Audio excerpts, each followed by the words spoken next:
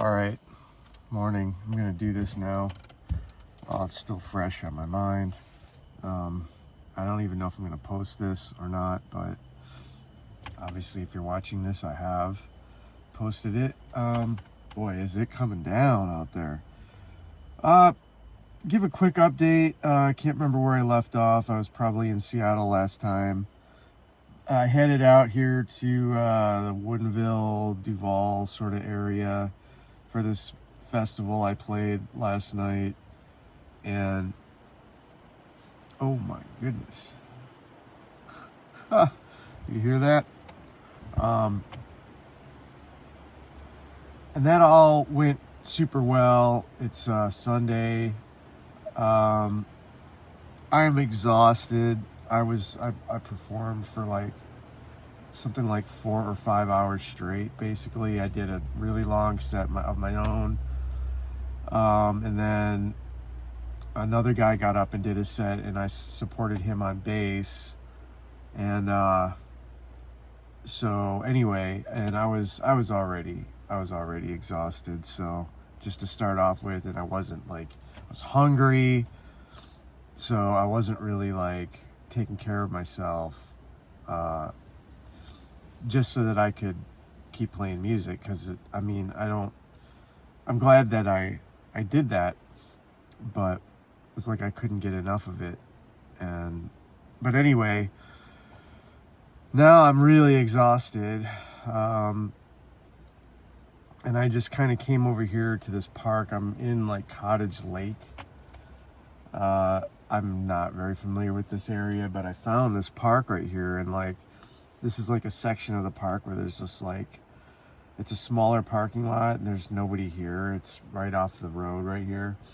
And especially since it's like super rainy out, it's just coming down out there. And so nobody's really in the park right here. So I have this whole like section here to myself, and it's really nice. I guess what I really wanted to address, and this is why I'm not sure if I'm going to post this or not, but I met a lot of really cool people at this festival that I was at. It's like kind of a small festival or whatever on private property, on some acreage out in the woods out here. And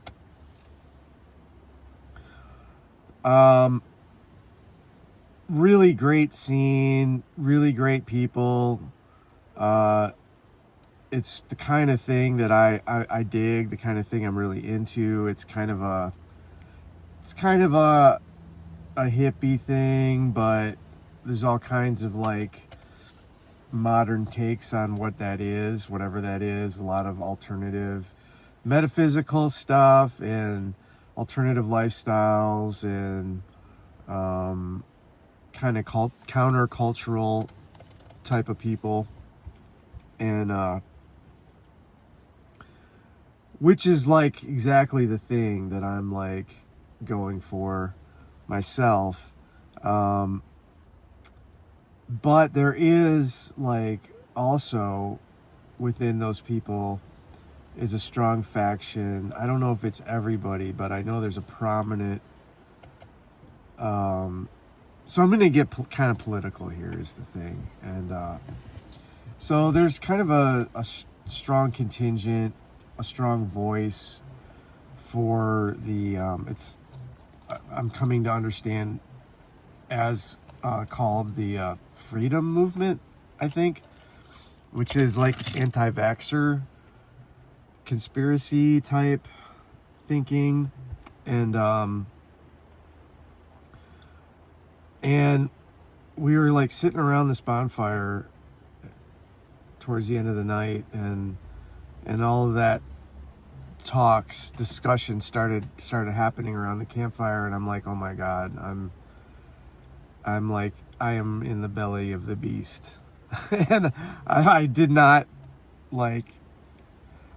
say anything. I did not like voice because it was everybody that was at that fire at that time. There might have been 10 of us.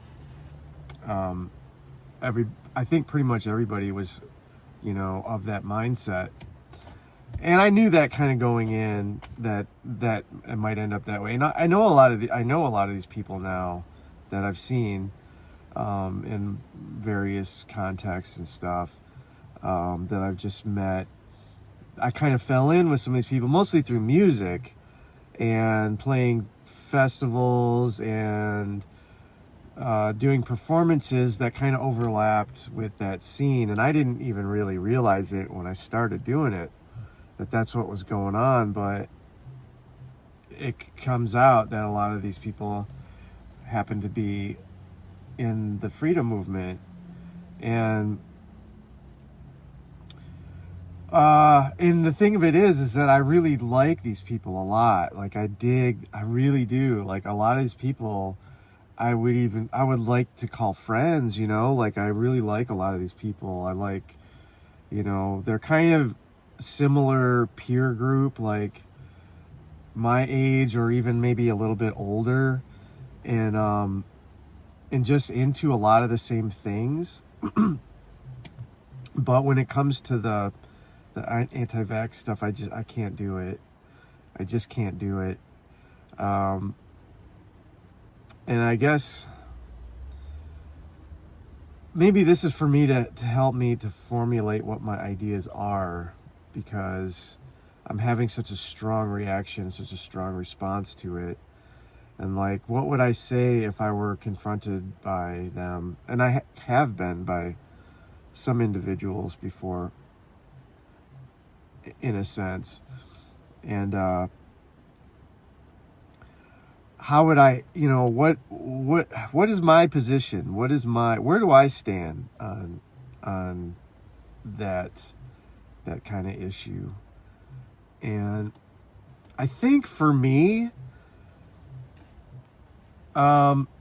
it's complicated, and so it's hard for me to even. I'm not even sure I fully know what my position. Oh, shit! Oh, I need to get some kind of. Oh, this is all jacked up. Is this how I want it? Oh man, now it's all upside down. What am I doing? This video doesn't get all messed up. All right, well, I might be upside down in your picture frame right now. Hopefully I'll fix it in post. All right, back to the topic at hand here. I don't know. It's like, what I kind of feel like is that I think people that are involved in that movement, I think that they're really like, I think they're really smart. I think at least the people that I know are really generally really smart and really curious minds. Really, they're seekers, and they're looking for something different, something alternative to the modern Western way of life, that's what I agree with them on. That's where I'm in that camp as well. 100%, but I just feel like maybe they're kind of misguided and going into certain directions, because there's a lot, right? Like metaphysical community for one thing, and you get into and I am actually into that spirituality, and then but there's so much, and it's just like, it can be overwhelming. And in recent years, actually, I've maybe checked out a little bit, because it's just like, how much of this can you actually take on? And like, how can all of this always be true, like all of the time? Some things I just have a hard time like buying into necessarily, but some things ring true. And so I don't know, can you pick and choose? I think so, but it does almost kind of sour me sometimes on the whole of the thing. I don't know, maybe I've kind of lost a little bit of heart on that tip. But what I'm really specifically addressing here is more the political side of it. And, but it's kind of along the similar lines, like it almost makes me feel like, well, if I have to dismiss the politics of where some of these people are, does that mean that I have to dismiss all of it? So it really creates a lot of like dissonance, a lot of cognitive dissonance for me, and some things that I'm trying to work out, some things I'm trying to work through.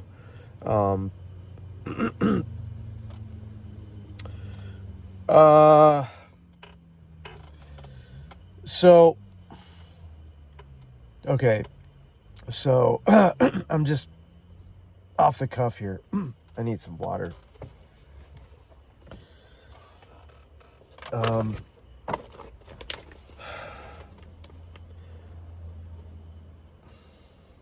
So a lot of it is like anti-government in a lot of ways, like a lot of the where the people are coming from, and it's still coming down out there.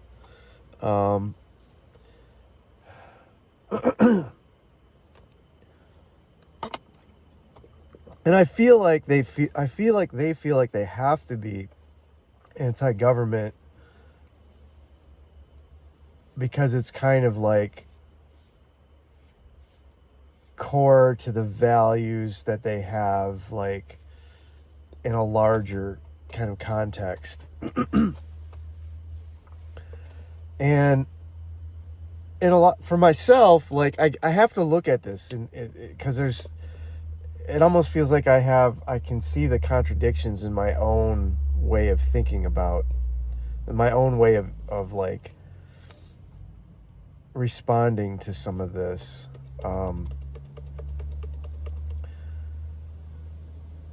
I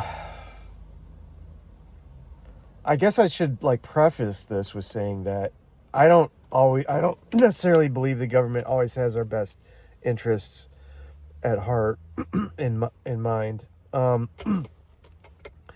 And I don't even think I really believe ultimately in nation states at all in general, at how they present themselves in, I don't know, in the modern expression of that.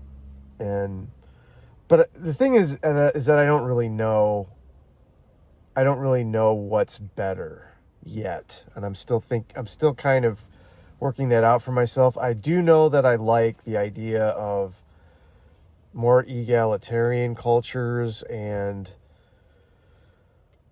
smaller systems of communities and smaller systems of organization. And that are probably like decentralized in some kind of a way. Although I don't know how I don't know how you would necessarily make that work, and or how you even get there. But I'm curious to explore possibilities, and I know that the idea of a kind of a communal situation is very appealing to me. So ultimately, I don't necessarily believe in government as it currently exists. So I guess that includes the United States government. So I'm not. I feel like I'm not really like necessarily a patriot in that sense. I'm not really patriotic in that kind of a sense of it, in terms of believing in. This is where I get into the kind of the more like contradictory aspects of it. Because in the right here and now, things as they stand, the current the government that we live in, the country that we currently live in right now in the United States. Well, I certainly don't agree with the current administration, but the U.S. government itself and the ideas that it stands for and the ideas that it was founded under, I think have good intentions. I think they have good. I think there is a lot of good in kind of the promise of what America could be and can be and what it purports to stand for. And so, how can two things be true? How can I be like pro-American in that sense of it and yet anti-government in general? I don't know. I don't know how I marry those two things necessarily. But the way I think I do that is that I say in the direct, immediate moment, in the here and now, I stand for the things that I feel like are the better and the higher principles of what the country stands for. And so I accord with that. And I would like to promote those ideals in whatever context I currently exist in terms of whatever government structure I live within at the moment. If that makes sense. So if that makes any sense, it's like, it's kind of like, well, this is where we are right now. And I don't believe in full-scale, full-on destruction of the current government. It's like, I don't know, it's like hard to say, because I don't, like I said, I don't ultimately believe necessarily in the viability of like that level, that degree of like large scale nation state. So I don't necessarily believe in that, but I also believe in the higher principles that the United States supposedly stands for. So I don't know how I get from here to there. I don't know how I get from the way things are as they are to the dream of the more egalitarian minded society. I don't know that yet, but I know that I'm working on it. I'm working towards it.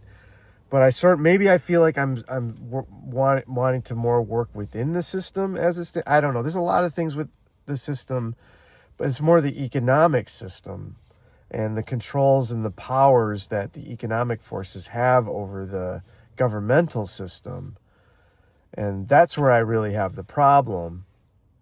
And there's a lot of things in our government, obviously, that are too tied in with the economic system and allow for too much power and control and corruption to make its way into our government. And so those things I don't jive with at all.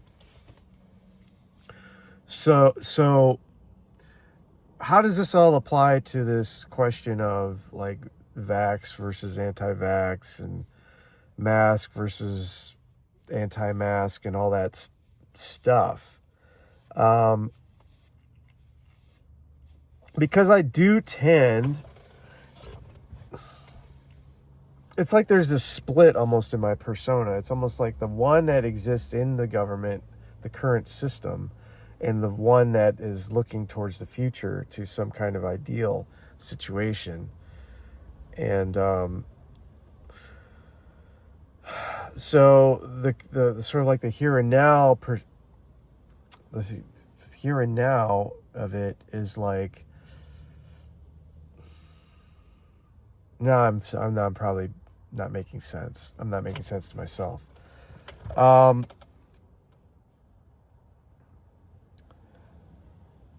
I do tend towards the Democratic Party. As far as day to day, and I vote pretty much straight ticket, or I do tend probably towards the socialist, democratic socialism, like the Bernie Sanders kind of wing of the party. But I guess I would still probably say that I lean Democratic, and I know there's a lot of backlash against Democrats right now from all sides. But I feel like what I am is like an FDR style Democrat. And so basically what it is I look back to I look to our elders. I look back to my parents and my grandparents' generation for direction, and I feel like I more jive with their worldview, and I feel like a bit of an anachronism, actually. If you look at my grandparents' generation, they were called the greatest generation. And I used to kind of take issue with that. I was like, man, screw these old ass, blah, blah, blah, whatever. When I was younger, I was like, what's so great about those people? I was the young, the up and coming, the hot new thing, right? But, why were they called the greatest generation? Well, because they survived the Great Depression. They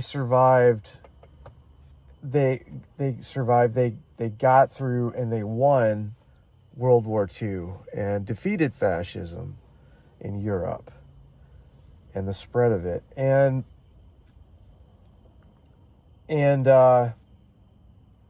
created this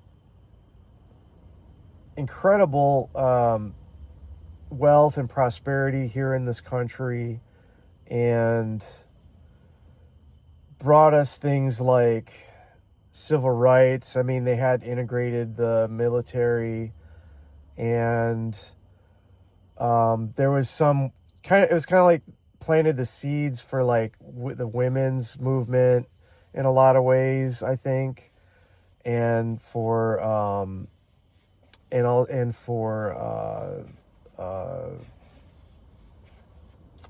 equal rights and civil rights, and then the next, and the middle class, and they created the middle class and this thriving, booming. I mean, granted, I know that war is profitable, and so there's some kind of caveats there, but I feel like there was this like great society of when you got into like the 50s, the late 40s and the 50s, and then the next generation was born into that. And that would be my parents' generation, the boomers. And I know the boomers, man, they just get like destroyed by the younger generations all the time. But and that's a whole other topic for discussion. But they had to come through Vietnam. They had to come through all kinds of civil strife. This really similar to what today is, what things are like now. It's like that sort of history rhymes kind of thing. And so that's kind of why I like turn to them also for guidance in a lot of, well, both previous generations, because they both kind of had to endure almost kind of similar things to what we're going through, or could potentially go through in terms of like a depression, and world wars being threatened on the daily. And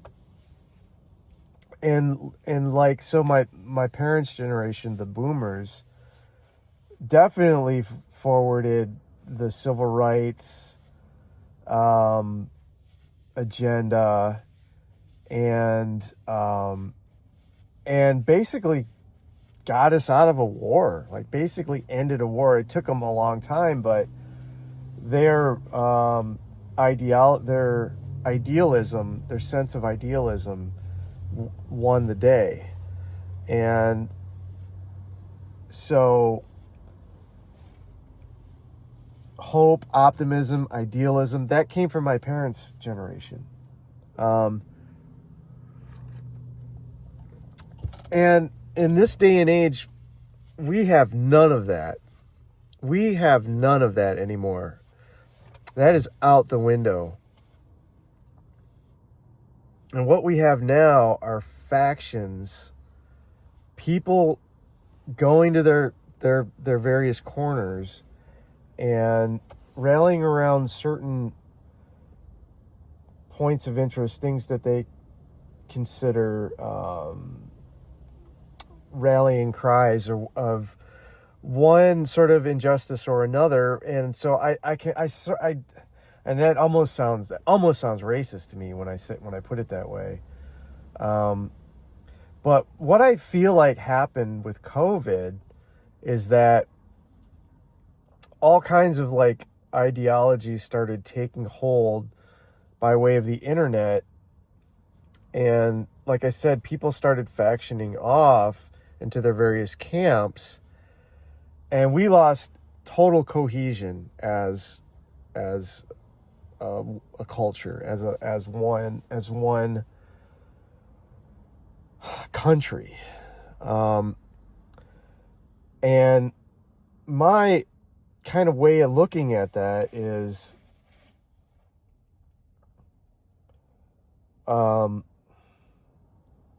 getting back to this kind of freedom movement, anti-vax thing. If there's any conspiracy behind this at all, if there's any conspiracy that's associated with that, it's that Russia is the one who's behind all of this. They are the ones who are promoting all of this stuff, and you've got a lot of misinformation permeating our culture by way of the internet. And if there's anything as such as like psyops, which is a term that it's cringy to me to even hear when I hear people use that term. If there is any such a thing as that, there's Russian psyops that are currently active. And really, I feel like a lot of what we're seeing right now, it should be pretty easy to connect all the dots, that everything goes back to Russia. And the way, they're getting Trump into power, and their way of basically through whatever it is they have, these bots and these like social media farms and stuff that they have, where they're spewing all of these different sort of political agendas and ideologies, and getting us basically to all go after each other. And so It's a divide and conquer strategy, old as time, and we are falling for it, hook, line, and sinker. And these people don't see it.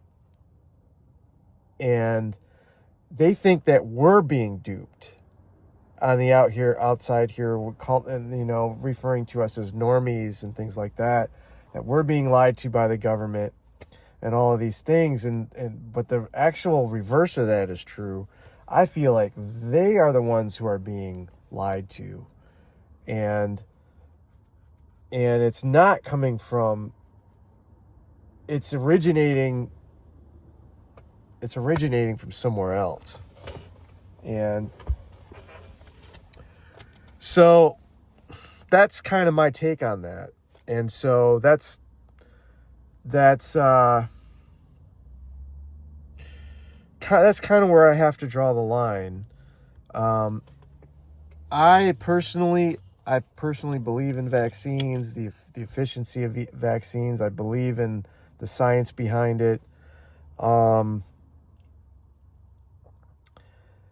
And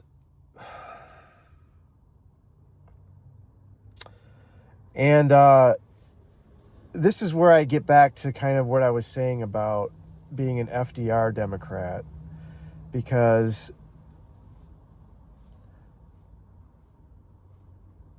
in those days and times when my grandparents' generation was confronted with the Depression and then fighting World War II, they understood that they had a spirit. They understood the idea of collective action, of community action, of everybody kind of rallying together to get through a challenging time. And all it was, under the leadership and the direction of FDR. And with what do they call that? Is that fireside chats? Is that what they call it? Something like that. And you had the whole country on board with one goal in mind, that we can get through this together as a country. And you had people making all kinds of personal sacrifices in order to achieve those goals. You had, first of all, you just had the Depression itself, people out of work and just being able to have the voice of somebody the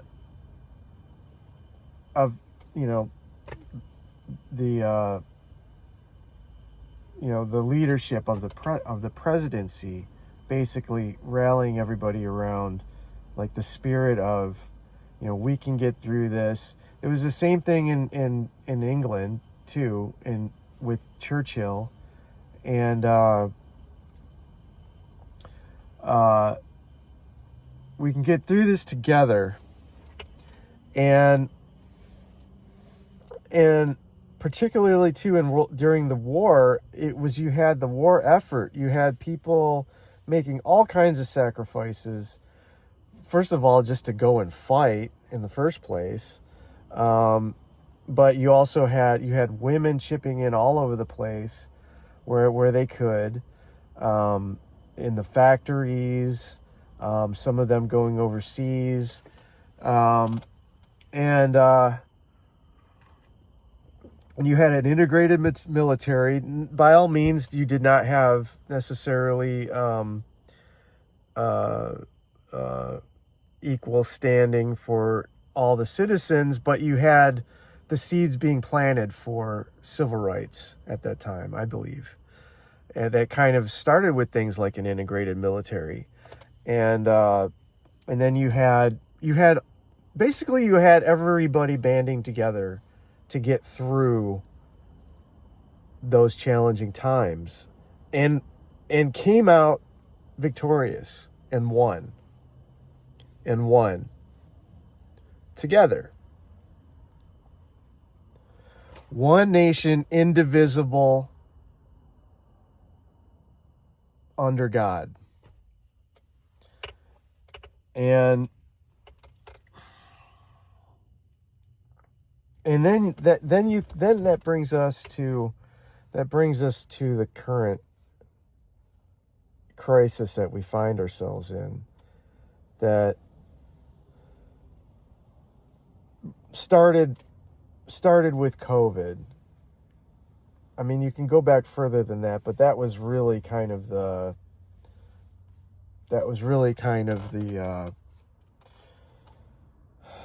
inflection point. And you immediately started having all kinds of things. You started having, now this is where I have to tread carefully, but you had the kind of the Black Lives Movement kick off like full force, and I agree with the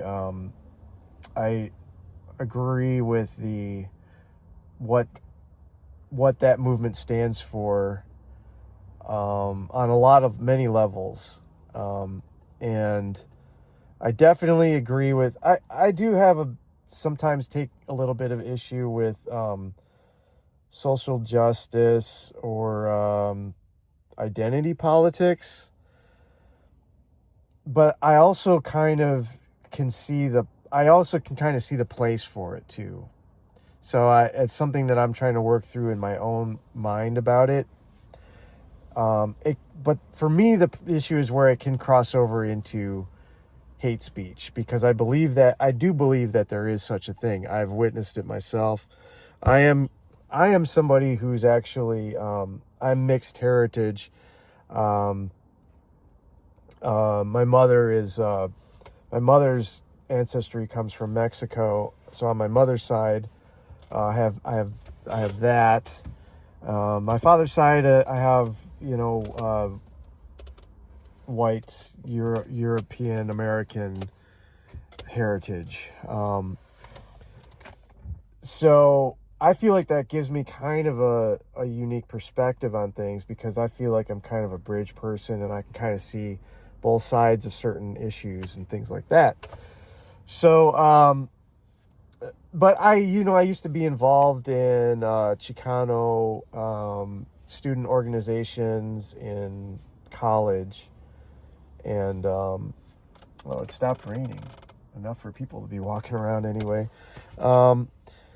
And it was really enlightening for me. It was a great experience for me to and some of the people I met and some of the things I learned about myself and where I come from. But where it sort of crossed the line for me is when people started talking, whitey this and whitey that, and all of these kinds of things. And so there really was hate speech involved there. And it was coming from some prominent leaders of like people who came out of like the civil rights era. They were older. They were like my parents' generation. People who would get up in meetings and spew. And so I understand about grievance, and there needs to be a place for grievances to be aired for sure, because the grievances are real. And so I believe in that part of it, but I do not believe in hate speech or belittling other races or trying to bring down other races in some kind of way, or it is a form of reverse discrimination, and I believe that is also true. And these are the kinds of things that I don't hear people saying very often. I don't hear anybody saying things like that without being sort of labeled like racist or.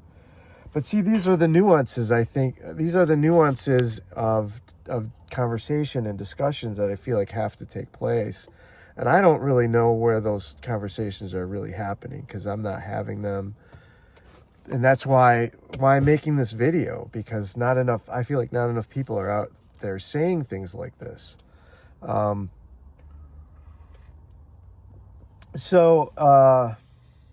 Anyway, back to the point. I felt like in the Black Lives Matter movement, you did have too much kind of hate speech going on. Hate speech coming from the left in certain circles. And that doesn't mean everybody in that movement, or because there's all kinds of different factions and sub factions and people with people are blowing me up.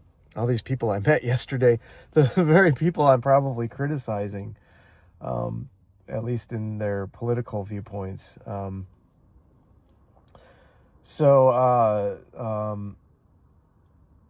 dang it, man. Leave me alone. All right.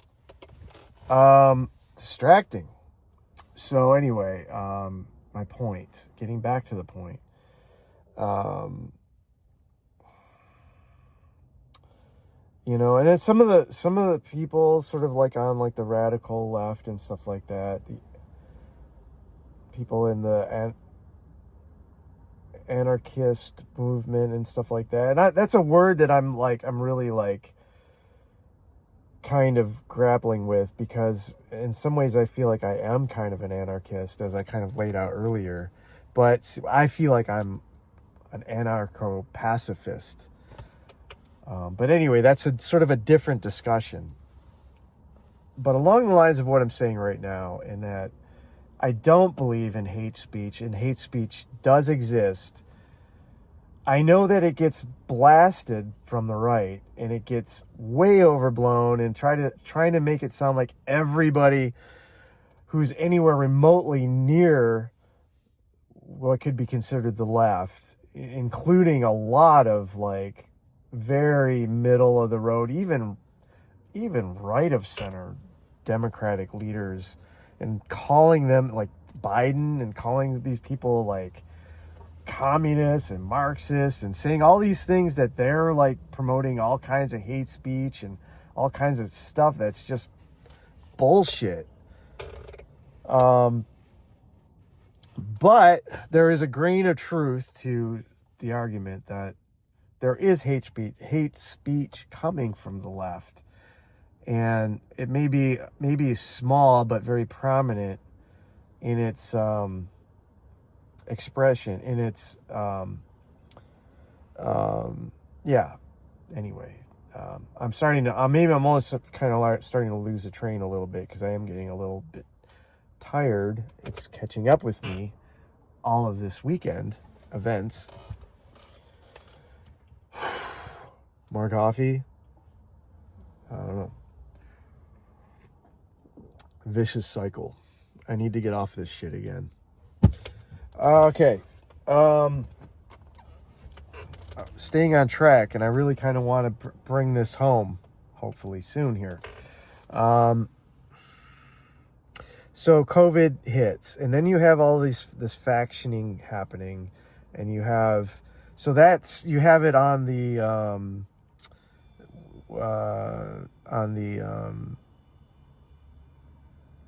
kind of identity politics spectrum, but then you had it on this whole thing about individual rights, about freedoms. And you had these people kind of coming from both sides, from left, from right. You had a lot of right-wing people who are all about individual liberty and freedoms on a certain sense. So you had people on the right that were involved with that. But you also had a lot of people from the left, which are people who are like the anti-establishment, kind of following in the tradition of the anti-establishment legacy that came from the hippies. And these are really my people, as I see it. But you got a lot of these people getting caught up and hung up on this whole thing of like, oh, the government is lying to you, the government is, and coming up with all of these like kind of whacked out theories on things. And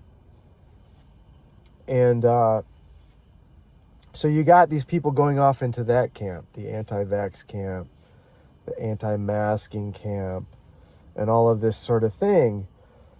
And my point about all of this, like, to see all of that happen in real time, and I lived in Seattle at the time, so I was on the front lines of this. COVID hit here first before anywhere else in the country. And then you had the kind of the rioting and the protest movement and things that was happening like on my front door. Like literally, I had an apartment that was practically downtown. I witnessed and saw a lot of crazy shit. And all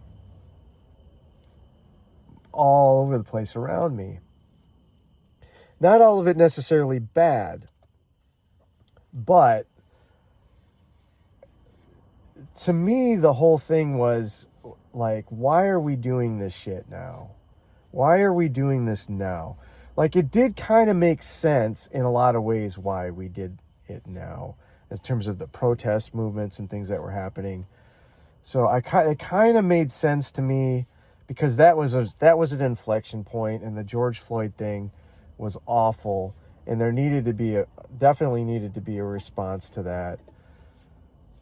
But at the same time of it almost felt like a distraction, like from the real thing that was happening, which was that we were having a fucking worldwide pandemic that we were trying to get through, which was a real thing. And I'm sorry to tell you, but it is and was a real thing.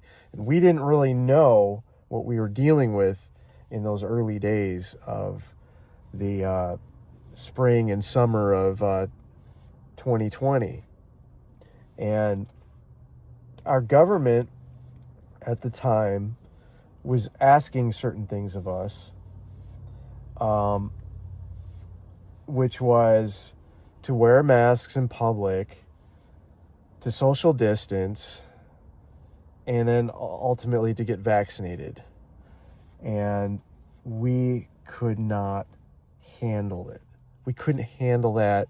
We could not. That was, oh my God, this is our individual freedoms. Our freedoms are being trampled on. And so all of a sudden we're like, it's all about personal freedom now. And it's all about protecting our sovereignty as,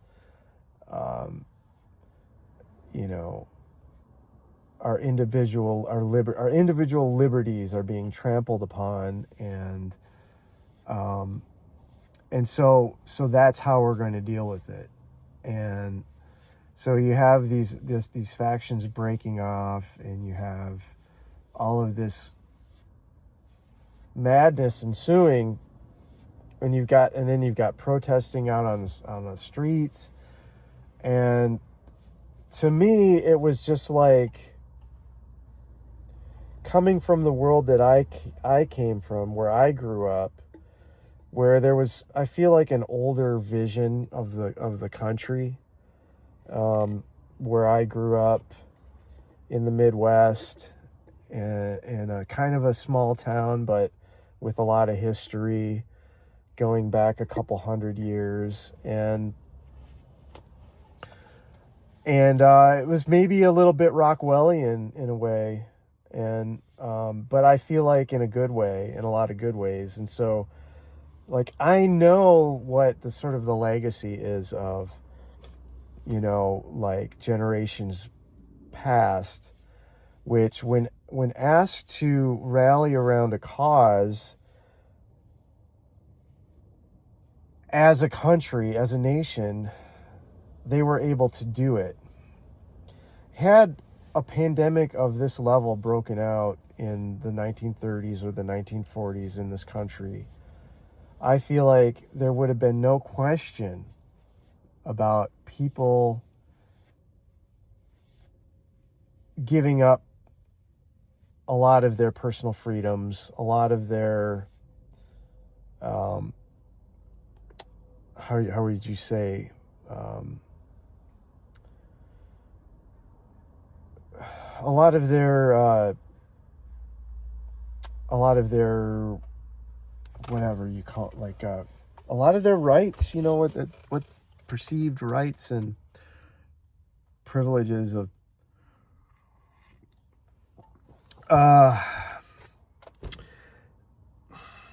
basically being asked to make sacrifices and going ahead and making those sacrifices in order to get through it together as a country, as one people. And they would have gotten through it. I mean, I'm serious. When that pandemic came out, I was fully on board with, and this is going to sound radical. This is going to sound radical in today's day and age, but this would not have been a radical notion back in the sort of the FDR days of, I'm talking about like serious distancing. I'm talking about like lockdown, like real lockdowns. I'm talking about, you might not even leave your apartment or your home or your house for weeks. And I'm talking about government ration. This sounds ridiculous. This sounds crazy to people now. And people would be calling me all kinds of things for suggesting these ideas. But this was my notion of it when it hit, was that we got to get through this. We got to get through this together with a single vision, a single one-minded focus on beating this thing. And it can be done in a short amount of time if we are all on the same page and we all agree to make some very serious sacrifices. That means you're not going to work anymore, or you're working from home. Yeah, okay, maybe is going to like destroy the economy. But you know what? Long term, it probably would not. We are still feeling the effects 5 years later of the COVID pandemic in our economy. And our economy is just almost, I mean, my opinion, Biden had brought us back to the point of a very strong economy that was going in the right direction. But I mean, still, all of this, I believe, is still linked and related to the COVID thing. Had we done what I'm suggesting, and I'm talking about government rations, I'm talking about drop points, I'm talking about employing the military to have, places where you can go to get your rations, to get your food ration. This shit happened, right? Okay, this happened back in the days of like World War II. There was government rationing. There was all kinds of things that were like that you couldn't access or buy because it was all being used for the war effort, and people understood that, and people didn't bitch and moan about it.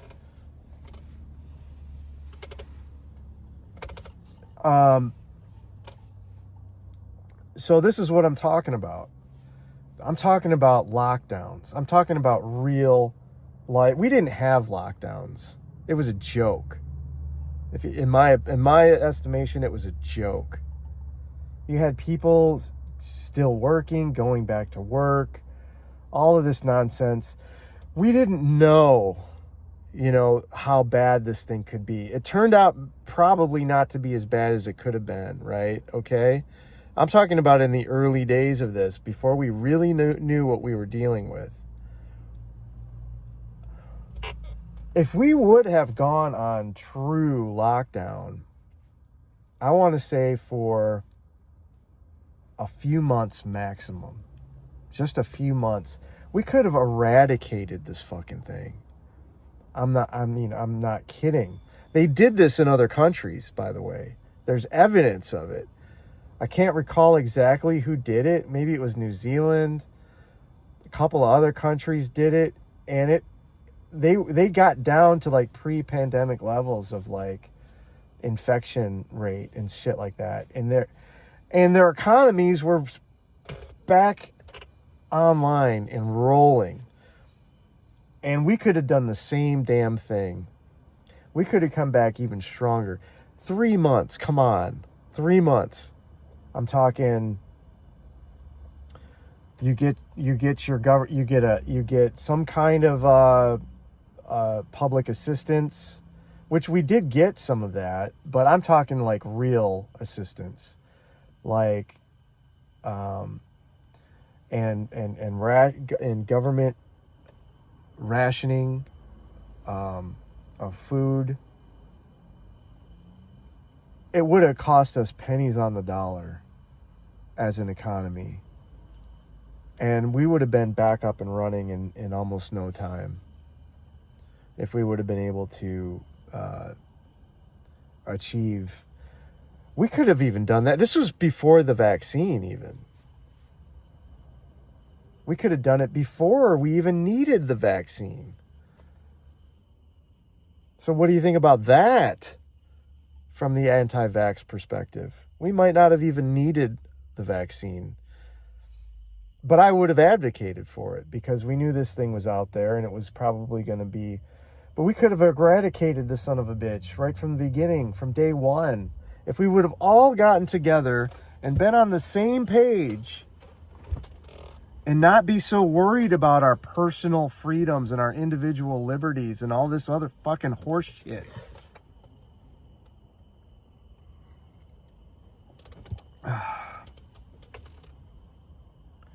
You know what we are, what we became, what we turned into is a selfish, self-centered, self-serving, narcissistic culture that all we give a damn about is ourselves. We don't look out for each other anymore. It's all about me. It's all about how am I being oppressed, or how am I being controlled or manipulated. Not to say that those things are not to say that some of those things are not valid, and that there aren't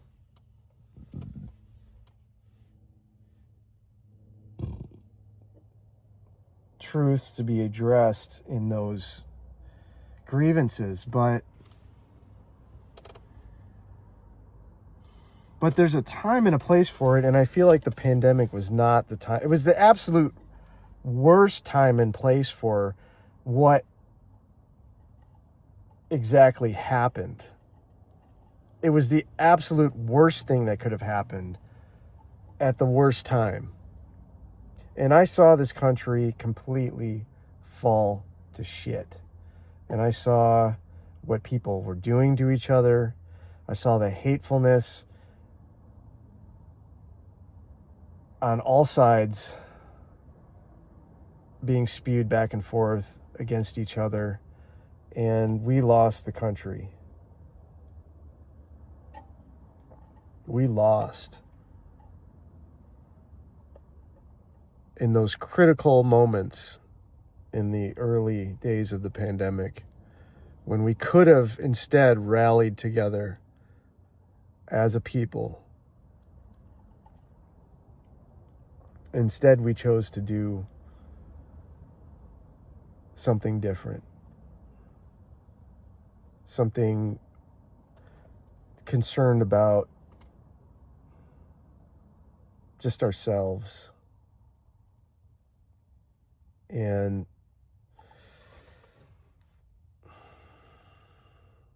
And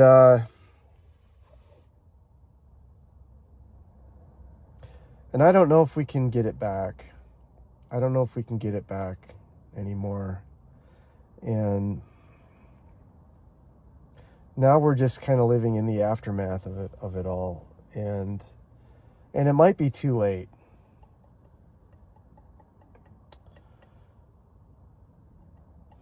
And some people probably think that's a good thing because they want to burn it all to the ground anyway. And I hope you're happy. I hope you're happy with that.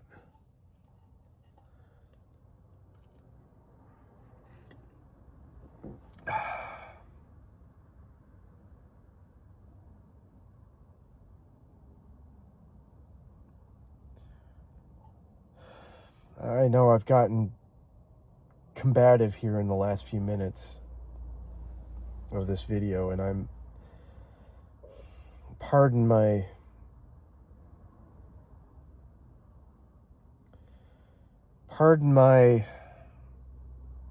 emotions, my emotionality.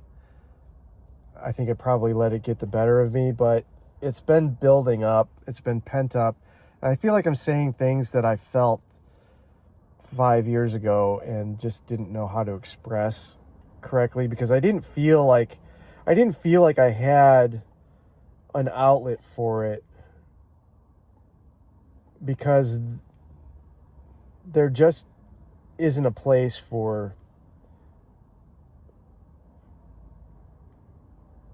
to air those points of view. I feel like there still kind of isn't. I haven't heard it. It's very rare. I mean, some of the points I've made, I feel like I have heard from some people who actually are more like from a peer group of like some of my generation. I think probably do feel some of the ways that I feel, but just aren't, like, their voices are not being heard. And I think maybe here and there it's starting to come out in places, some of the things I'm saying, but a lot of the things I'm saying I haven't heard anybody anywhere else say anywhere. Okay, so that's what I have to say on the issue addressing the anti-vax community. I'm sorry, but I feel like you are being lied to. If anybody's being duped, it's you. But I also have to say that if anybody out there are people that I know, a lot of these new people that I've met in this community, I think that you are beautiful people. And if we can agree to disagree, I am willing to. I don't want to distance myself. I don't want to alienate myself from these communities. But also my voice, I don't necessarily need to do it I don't need to argue this to anybody in real time, but this is my voice and these are my opinions, and so I can't not express myself. I think you would have to like appreciate and honor that my passion about the way that I feel about things, because I respect and honor your right and decision to feel passionately and about what you believe in, and I think what we need right now in this day and age more than anything else is tolerance. And that's so hard to do. It's so hard to do when like, for instance, last night I felt like I was in the belly of the beast. And I almost left a couple times. I was really tired.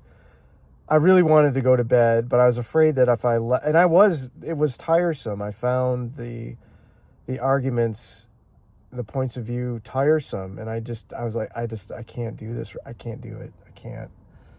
But I sort of forced myself to stay because I thought, for one thing, it would look bad if I were to leave at just that moment. But in the end, I'm glad that I did stay, because the conversation went into different places that I found stimulating. And you know, I don't really want to disparage the people that I met for having some views that it just depends on how strong, I'm willing to be around if as long as I'm not ostracized, as long as I'm not canceled, essentially. I don't know I don't know. I'm kind of talking myself into circles.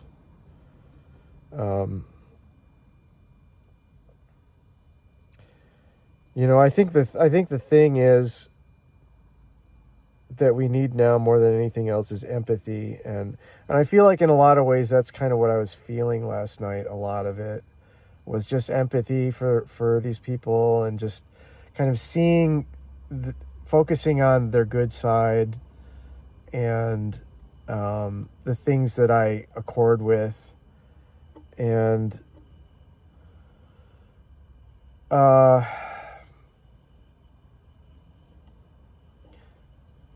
it's kind of like the damage has already been done. The genie's already out of the bottle. And I don't know that I'm even necessarily trying to change anyone's mind, because I just know I'm just kind of fighting for what I believe in and my voice, at the very least. I don't know. Maybe something I've said resonates with somebody out there. I don't know. But I think I've said my piece. I think I've said enough. And if anybody out there is watching who knows me, who just, it's not personal. I love you for who you are. I see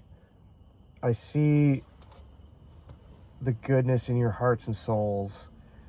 And let's stay focused on the positive going forward, and let's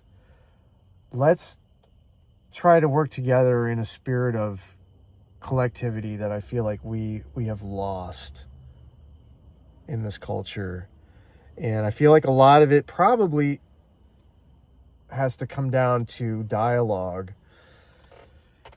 which is something that we have also lost. Everything is now, we're in our bubbles, and we are in our corners and our camps and our echo chambers, and we are not having honest dialogues. We are not having honest discussions anymore. And I feel like these things probably need to start happening in like real time, in real life, in real form, in terms of like in person, face to face. But I feel like we can utilize the tools of the internet to start making these changes to kind of start happening again. And that's kind of why I'm doing what I'm doing right here, because I feel like YouTube is a place that you can do it.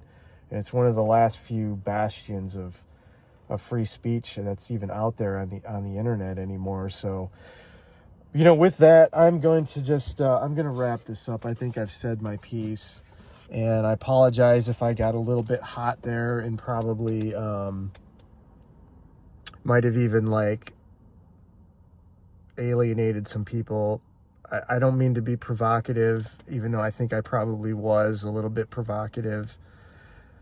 But I'm angry, and I have been angry. And I have been angry at what has become of this country, the good that this country can be, the best of what this country stands for. And we haven't always lived up to those ideals. And we've fallen short so many times. But I feel like it's still possible to make good on the promise of what this country can stand for. And so on that note, I'm going to leave you all. Blessings be. Ahom Takwiyas. May it be so.